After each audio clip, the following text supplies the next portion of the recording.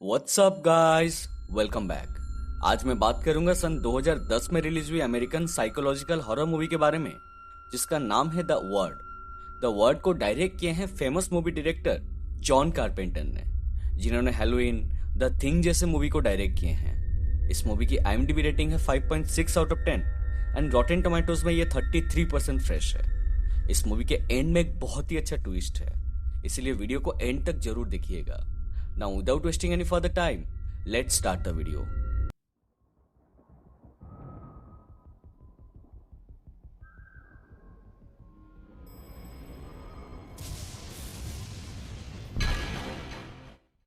Movie शुरू होती है 1966 नॉर्थ बेंड साइकेट्रिक हॉस्पिटल से, जहां हम लोग टैमी नाम की एक पेशेंट को अपने रूम में डरी हुई देख पाते हैं। तभी अचानक एक अनजान फिगर उसके ऊपर अटैक करता है और उसे जान से मार डालता है।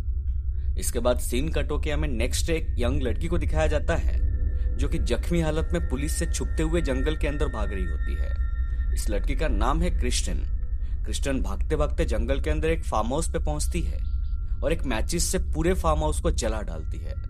हम लोग उसके फेस पर एक अजीब सा सुकून देख पाते हैं। तभी वहां पुलिस पहुंचती है और उसे पकड़ लेती है और उसे सीधा नॉर्थ बेंड साइकेट्रिक हॉस्पिटल में ट्रांसफर कर देती है।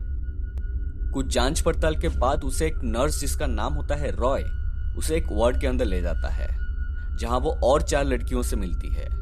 आइरिस, जो कि एक पेंटर होती है, एमिली, जो कि एक शरारती लड़की होती है, सैरा, जो कि एक बोल्ड एंड कॉन्फिडेंट लड़की होती है, एंड लास्टली जोई, जो कि एक बच्चों की तरह हमेशा एक गुड़िया के साथ खेल रही होती है। क्रिस्टन को ओल्ड पेशेंट टैमी का रूम दिया जाता है। दोस्तों, ये वही रूम है जहां मूवी के स्टार्टिंग में टैमी को किसी अनजान आकृति ने मार दिया था। रात को जब क्रिस्टन सो रही होती है, तब अचानक कोई उसके ब्लैंकेट को बेड के नीचे से खींचता है। क्रिस्टन की नींद खुल जाती है और वो ब्लैंकेट को बेड के नीचे देख के हैरान हो जाती है और उसे वहां एक टूटी हुई ब्रेसलेट भी मिलती है। नेक्स्ट मॉर्निंग उसे एक डॉक्टर मिलने आते हैं, जिनका नाम था डॉक्टर स्ट्रिंगर, जो कि क्रिस्टन का इलाज करने वाले थे। स्ट्रिंगर क्रिस्टन को बताते हैं कि क्रिस्टन उस फार्म हाउस को जलाने से पहले उसके हाथ में उस फार्म हाउस का एड्रेस लिखा था।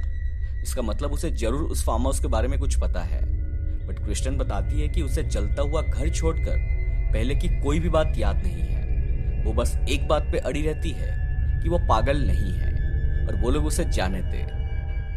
क्रिस्टन को लग रहा था कि वहां सारे नर्स और डॉक्टर मिलकर उसे जबरदस्ती फंसा कर रखे हैं, इसीलिए वो रात को वहां से भागने का प्लान बनाती है। पर रास्ते में उसे रॉय पकड़ लेता है और उसे फिर से उसके रूम के अंदर ले जाता है।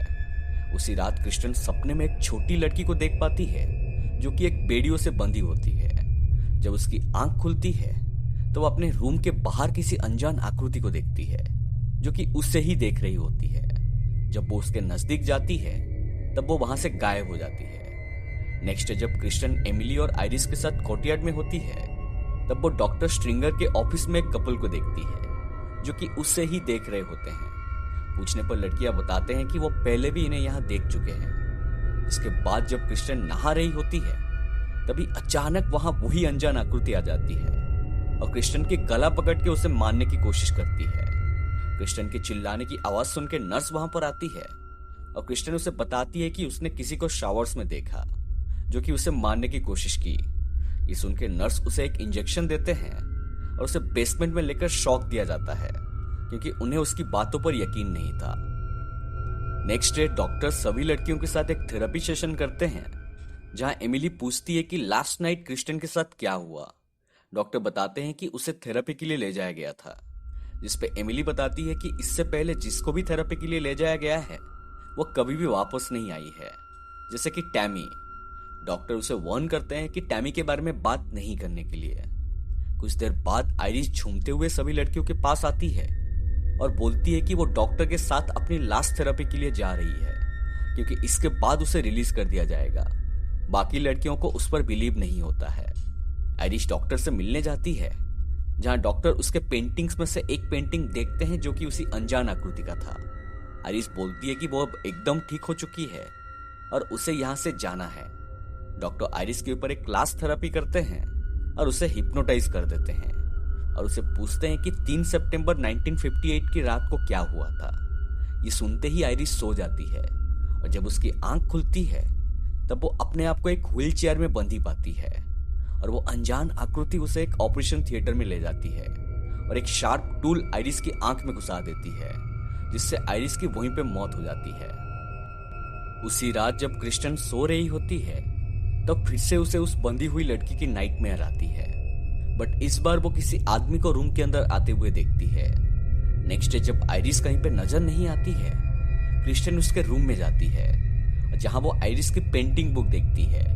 उसमें क्रिस्टन एक लड़के की पेंटिंग देखती है जिसके नीचे नाम लिखा था एलिस, और उस अनजान आकृति के भी एक पेंटिंग देखती है जिसके ऊपर नाम लिखा था एलिस हडसन। इसका मतलब वो अनजान आकृति एलिस की ही स्पिरिट है। वो तुरंत उस टूटी हुई ब्रेसलेट को निकालती है और उसे अरेंज करने पर उसके ऊपर नाम एलिस लिखा पाती है, यानी वो ब्रेसलेट भी एलिस की ही थी। बट एलिस कौन है, इसका जवाब हमें वीडियो में आगे मिलेगा। इसके बाद क्रिस्टन डॉक्टर स्ट्रिंगर को कन्फ्रंट करती है और उन्हें बताती है कि एलिस की स्पिरिट उन सब लड़कियों को हॉन्ट कर रही है, पर डॉक्टर इस बात पे बिलीव नहीं करते और बोलते हैं कि क्रिस्टन को उसके जवाब खुद ढूंढने होंगे। क्रिस्टन एलिस के बारे में बाकी लड़कियों को पूछती है और ये नाम सुन के सभी लड़कियां बहुत ही ज्यादा डर जाते हैं। एमिली बताती है कि एलिस इस हॉस्पिटल की एक पुरानी पेशेंट थी और अब वो जा चुकी है। गाइस, आई नो कि आप सबके मन में बहुत सारे क्वेश्चंस होंगे कि अगर एलिस जा चुकी है तब उसकी घोस्ट इन सब लड़कियों को हॉन्ट क्यों कर रही है और उसकी डेथ कैसे हुई। हॉस्पिटल में हो रही मर्डर्स के बारे में डॉक्टर और नर्सेस चुप क्यों है, क्या इसके पीछे उनका ही हाथ है? ये सब का राज थोड़ी ही देर में खुलने वाला है। वीडियो में मेरे साथ अंत तक बने रहिए। अब कहानी में आगे उसी रात क्रिस्टन एमिली के साथ फिर से हॉस्पिटल से भागने की कोशिश करती है, पर यह बात हॉस्पिटल के वर्कर्स को पता चल जाती है और पूरे हॉस्पिटल में अलार्म बज जाती है। क्रिस्टन हॉस्पिटल के मॉर्ग में छुप जाती है, जहां एक ड्रॉयर से कुछ आवाजें आती है। जैसे ही क्रिस्टन उस ड्रॉयर को खोलती है, उसे वहां एक हाथ दिखाई देती है। क्रिस्टन वहां से भागते भागते हॉस्पिटल के एंट्रेंस में आ जाती है, पर अचानक उसके सामने एलिस की स्पिरिट आ जाती है, जिसे देख के क्रिस्टन वहीं पे ही फेंट हो जाती है। जब उसकी आंख खुलती है तब वो खुद को अपने रूम में पाती है। बाहर उसे एमिली भी मिलती है, जो बताती है कि उसे भी कल रात हॉस्पिटल के वर्कर्स पकड़ लिए थे और उसे मारे भी थे। यहाँ सैरा क्रिस्टन के पिछली रात की बिहेवियर के लिए उसे गालियां देती है। एमिली क्रिस्टन की साइड लेते हुए सैरा को बुरा भला सुनाती है, जिससे गुस्सा होकर सैरा वहां से चली जाती है। तभी रास्ते में उसे एलिस की आत्मा पकड़ लेती है और उसे शॉक रूम के अंदर ले जाती है, जहां वो उसे हाई लेवल की शॉक देती है, जिससे सैरा की पूरा शरीर जलने लगता है और उसकी भी वहीं पे मौत हो जाती है। यहां जब सैरा कहीं पे नजर नहीं आती है, तब एमिली और जोई बहुत ही ज्यादा डर जाते हैं और रोने लगते हैं। क्रिस्टन की थोड़ी फोर्स करने पर जोई सारी बातें कन्फेस करती है। जोई बताती है कि एलिस एक बहुत ही बुरी लड़की थी। वो सभी लड़कियों को बुली किया करती थी और मारती भी थी, बट जब सारी हदें पार हो गई, वार्ड के सभी लड़कियां मिलकर उसे जान से मार दिए थे और अब उसकी स्पिरिट एक एक करके सबको मार के अपना बदला ले रही है। तभी एमिली डर के वहां से भाग के वॉशरूम के अंदर जाती है और अपनी नस काटने वाली होती है। वह क्रिस्टन उसे ऐसा ना करने को कहती है, पर तभी अचानक एलिस की स्पिरिट पीछे से आ जाती है और उसी चाकू से एमिली की गला काटकर उसे मार डालती है। जो ये देखकर रोने लगती है और क्रिस्टन से कहती है कि वो मरना नहीं चाहती। ये सुनकर क्रिस्टन फिर से हॉस्पिटल से भागने की प्लान बनाती है। प्लान के मुताबिक क्रिस्टन जोई की गले में एक चाकू लगा के नर्स को डराती है और दरवाजा खोलने बोलती है, लेकिन जैसे ही वो लिफ्ट के पास जाती है, रॉय पीछे से आके उसे पकड़ लेता है और उसे बेहोशी का इंजेक्शन दिया जाता है और उसे एक स्ट्रेट जैकेट पहना दिया जाता है ताकि वो वहां से भाग ना पाए। रात को क्रिस्टन बेड की स्प्रिंग से उस जैकेट को खोल देती है और बाहर निकल के नर्सेस के ऊपर हमला कर देती है और फिर जोई को साथ लेकर फिर से भागने की कोशिश करती है। हॉस्पिटल के सारे वर्कर्स उन दोनों के पीछे पड़ जाते हैं और रास्ते में उन्हें एलिस की स्पिरिट भी दिखाई देती है। क्रिस्टन भागते भागते एक रूम में पहुंचती है और एक सर्विस लिफ्ट से जोई को ऊपर वाले कमरे में भेजती है, पर जब जोई लिफ्ट में जा रही होती है, तभी अचानक वहां एलिस की स्पिरिट आ जाती है और जोई को भी वहीं मार डालती है। जब क्रिस्टन उस लिफ्ट से ऊपर पहुंचती है, तब वो कमरे में खून देखती है और एलिस की स्पिरिट उस पर हमला कर देती है। क्रिस्टन एक इमरजेंसी एक्स को एलिस के पेट में घुसा देती है, जिससे एलिस वहीं पे नीचे गिर जाती है इसके बाद क्रिस्टन सीधा डॉक्टर के रूम में पहुंचती है, जहां उसे डॉक्टर की डायरी मिलती है जिसके अंदर सभी लड़कियों का नाम लिखा होता है। तभी डॉक्टर वहां आ जाते हैं और क्रिस्टन एक कांच का टुकड़ा डॉक्टर के गले में लगाकर सब सच बोलने बोलती है। और यहां खुलता है मूवी का सबसे बड़ा राज। डॉक्टर बताते हैं कि उसकी नाम क्रिस्टन नहीं है बल्कि एलिस हडसन है, और जिन जिन लड़कियों को हम पूरे मूवी में देखे थे वो सब रियल में एग्जिस्ट नहीं करते, क्योंकि एलिस को मल्टीपल पर्सनालिटी डिसऑर्डर है और ये सब लड़कियां उसके बाकी पर्सनालिटीज हैं। जब एलिस 11 साल की थी, 3 सितंबर 1958 में उसे एक आदमी ने किडनैप कर लिया था और 2 महीने तक एक फार्म हाउस के बेसमेंट में बेड़ियों से बांध के उसे फिजिकली असॉल्ट किया था। ये वही फार्म हाउस था जिसे उसने मूवी के स्टार्टिंग में जलाया था। इसका मतलब क्रिस्टन को जिस लड़के की नाइटमेयर्स आती थी वो खुद की ही फ्लैशबैक थी। एलिस के ऊपर हुई असॉल्ट के ट्रॉमा से बाहर आने के लिए उसके अंदर बाकी पर्सनालिटीज जन्म लिए और धीरे धीरे सभी पर्सनालिटीज उसके ऊपर इतना हावी हो गए कि एलिस की रियल पर्सनालिटी खत्म हो गई। डॉक्टर अपनी थेरेपी से एक एक करके सभी पर्सनालिटीज को बाहर निकाल रहे थे, पर तभी उसके अंदर एक नई पर्सनालिटी ने जन्म लिया जो कि थी क्रिस्टन। क्रिस्टन को डॉक्टर की बातों पर बिलीव नहीं होता है, पर तभी एलिस की स्पिरिट वहां पर आके उसे पकड़ के हॉस्पिटल से नीचे कूद जाती है और हम लोग एलिस को अपने असली रूप में गिरा हुआ देखते हैं। नेक्स्ट डे डॉक्टर के ऑफिस में हम लोग फिर से उसी कपल को देखते हैं जिनको हम लोग पहले भी देखे थे। ये लोग असल में एलिस के पेरेंट्स थे।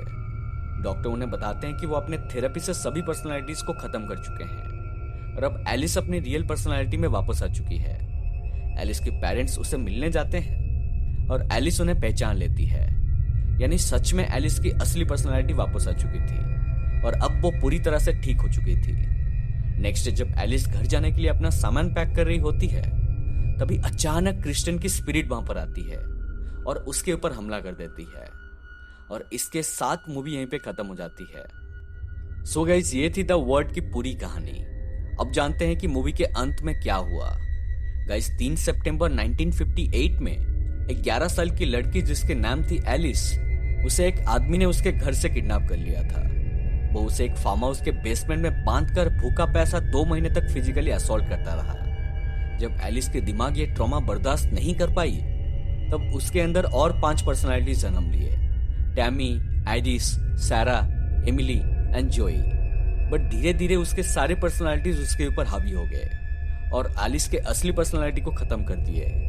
ये बात को डिपिक्ट करता है वो सीन जहां एमिली क्रिस्टन को बताती है कि वो सब मिलके एलिस को मार दिए थे, यानी एलिस की पर्सनालिटी खत्म कर दिए थे। एलिस की पर्सनालिटी खत्म होने के बाद उसके अंदर एक नया पर्सनालिटी ने जन्म लिया जो कि थी एलिस की स्पिरिट, और एलिस की स्पिरिट एक एक करके सबको मारने लगी थी। गाइस, ये सब एलिस के दिमाग के अंदर हो रही थी। असल में डॉक्टर अपने थेरेपी से एलिस के अंदर पर्सनालिटीज को बाहर निकाल रहे थे। ये बात को एक्सप्लेन करता है वो सीन जहां डॉक्टर आइरिस को हिप्नोटाइज करते हैं ताकि वो आइरिस को एलिस के बॉडी से बाहर निकाल सके। बट एलिस के दिमाग में आइरिस को एलिस के स्पिरिट ने ही मार डाला था। पूरे वार्ड में एलिस को छोड़ के वहां और कोई पेशेंट्स थे ही नहीं। एलिस बाकी पर्सनालिटीज बन के खुद से ही बातें किया करती थी। मूवी के एक सीन में जब क्रिस्टन जोई के गले में चाकू लगाई थी, तब वो जोई के गले में नहीं बल्कि खुद के ही गले में चाकू लगाई थी। क्रिस्टन की पर्सनालिटी एलिस के अंदर तब जन्म लिया था जब एक बार एलिस हॉस्पिटल से भाग गई थी। हॉस्पिटल से भाग के एलिस पहले उस फार्म हाउस को जलाई थी जहां से उसका ये ट्रॉमा शुरू हुआ था। जब एलिस की स्पिरिट एक एक करके सबको मार रही थी, यानी डॉक्टर की थेरेपी सारे पर्सनालिटीज को बाहर निकाल रही थी, तब इधर क्रिस्टन की पर्सनालिटी और भी ज्यादा स्ट्रांग हो रही थी और बाद में इमरजेंसी एक्स से एलिस की स्पिरिट को मार के क्रिस्टन की पर्सनालिटी एलिस के ऊपर पूरी तरह से हैवी हो गई थी। और मूवी के अंत में जब क्रिस्टन की स्पिरिट एलिस पर हमला करती है, इसका मतलब यह है कि अभी भी क्रिस्टन की पर्सनालिटी एलिस के अंदर खत्म नहीं हुई है, वो अभी भी एलिस के अंदर मौजूद है, यानी एलिस पूरी तरह से ठीक नहीं हुई है। उम्मीद करता हूं कि आपको ये एक्सप्लेनेशन पसंद आया हो। अगर आपके मन में और भी कोई सवाल हो तो कमेंट में जरूर पूछिएगा। वीडियो अगर पसंद आए तो प्लीज वीडियो को लाइक करें, शेयर करें एंड प्लीज चैनल को सब्सक्राइब करके साइड वाला बेल आइकन को दबा दीजिए ताकि आपको मेरे वीडियोस की नोटिफिकेशंस पहले मिल सके। मिलते हैं अगले वीडियो में, तब तक take care and have fun.